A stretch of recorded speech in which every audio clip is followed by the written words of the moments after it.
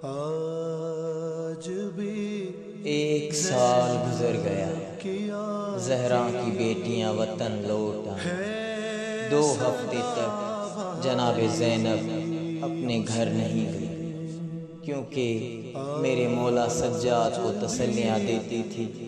آپ کربلا کے واقعات اور بی بی سکینہ کو یاد کر کے بہت روتے تھے۔ آپ کے شوہر کا پیغام آیا کہ اب گھر آ جاؤ۔ جناب زینب نے مولا سجاد سے کہا، سجاد تو امام ہے، مجھے میرے شوہر نے بلایا ہے، اگر اجازت ہو تو میں اپنے گھر جاؤں۔ مولا سجاد نے اجازت دی۔ علی کی بیٹی نے ابھی 4 قدم ہی اٹھائے تھے کہ سجاد رونے لگے۔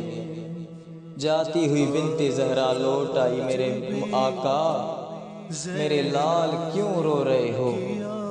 آپ نے کہا، اماں یہی مدینہ، یہی گھر ہے، تو جو کہیں جاتی تھی تو تیرے 18 بھائی تجھے گھیرے رکھتے تھے، آج تجھے اپنے گھر پر چھوڑنے والا بھی کوئی نہیں۔ بی بی نے کہا، میری گزر جائے گی، تو خون نہ رو۔ آپ آئیں جناب فضہ کے ساتھ، گھر کے صحن میں آ کر آپ جب بیٹھیں تو آپ کی بیٹی کی نظر جناب زینب پر پڑی۔ اس نے سمجھا کہ کوئی سوالی ہے، اتنا لوٹا مسلمانوں نے کہ گھر میں بھی پہچانی نہ گئی زینب۔ آپ آئیں، بیٹی قریب آ کر کہتی ہے، اے ضعیفہ میرا سلام، کچھ چاہیے، کچھ ضرورت ہو تو مجھ سے مانگو۔ تو عبداللہ بن جعفر طیار کے گھر آئی ہے، تجھے جو مانگنا ہے بول، تجھے ملے گا۔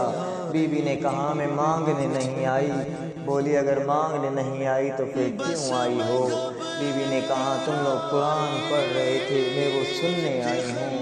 جیسے ہی قرآن کا نام آیا رو کر کہتی ہے، بی بی تم نے ہمارا قرآن سنا ہے، تم ہماری ماں زینب کا قرآن سنتی تو کیا میری ماں خوب قرآن پڑھتی تھی؟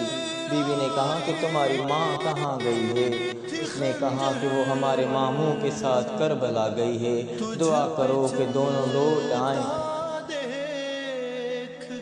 جیسے ہی بیٹی واپس گئی اور قرآن پڑھنا شروع کیا، بڑی پوچھتی ہے، بہن کیوں رو رہی ہو؟ چھوٹی نے کہا کہ تم نے نہیں دیکھا، جب میں اس سے بات کر رہی تھی تو اس بی بی کے پاؤں زخمی تھے، اس کی چادر کو آگ لگی ہوئی تھی، اس کے سر سے خون بہہ رہا تھا۔ دونوں رونے لگی، رو کر کہتی ہیں، کہیں اماں زینب تو نہیں آئی؟ اسی وقت جناب عبداللہ آئے اور بیٹیوں سے کہا، تم لوگوں کو کتنا کہا ہے کہ کوئی بھی سوالی آئے اسے اتنی دیر مت ٹھہرایا کرو، اسے جو چاہیے اسے دیا کرو۔ بیٹیوں نے کہا، بابا ہم نے بہت بولا ہے، یہ ضعیفہ کہتی ہے کہ میں مانگنے نہیں، میں قرآن سننے آئی ہوں۔ جناب عبداللہ نے کہا، اسے حجاب ہو رہا ہوگا، مانگنے میں اسے میں دیتا ہوں۔ جیسے ہی جناب عبداللہ نے کہا، بی بی میری بیٹیوں کو بخش دے، تجھے جو بھی ضرورت ہو تو بول، میں تمہیں دوں گا۔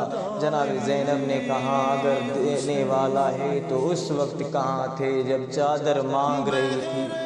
اس وقت کہاں تھے جب رسیوں میں ہاتھ بندھے تھے؟ اس وقت کہاں تھے جب میرے حسین کو بچانے کے لیے میں کربلا کی زمین پہ کھڑی تھی؟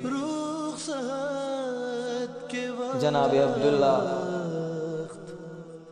سے جناب زینب نے کہا کہ اے عبداللہ میں کوئی اور نہیں، زینب بنت علی ہوں۔ جناب عبداللہ زمین پہ گر گئے، رو کر کہا، زینب یہ حال تمہارا؟ بی بی نے جب سارا واقعہ سنایا، کربلا کا سارا حال بتایا، تو جناب عبداللہ نے کہا، زینب میرے بیٹوں کا کیا حال ہے؟ بی بی نے کہا کہ دونوں شہید ہو گئے۔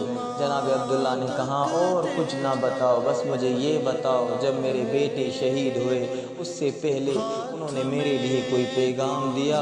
بی بی نے کہا، ہاں عبداللہ، دونوں بچے تمہیں سلام کر رہے تھے، اب سلام کا نام آیا تو جناب عبداللہ نے کہا، زینب میرے لیے ایک تکلیف تو کر دے، جس طرح سے میرے بیٹوں نے سلام کیا مجھے ایسے سلام کر کے دکھا۔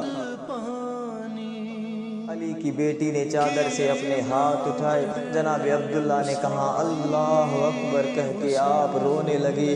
بیوی نے کہا عبداللہ انصاف نہیں کیا، میں نے حسین کی شہادت بتائی، میں نے اکبر کی شہادت بتائی، میں نے قاسم و عباس کی شہادت بتائی، تم نے اس پر تو کچھ نہیں کہا، بیٹے اتنے ہی پیارے تھے تو ساتھ کیوں بھیجے تھے؟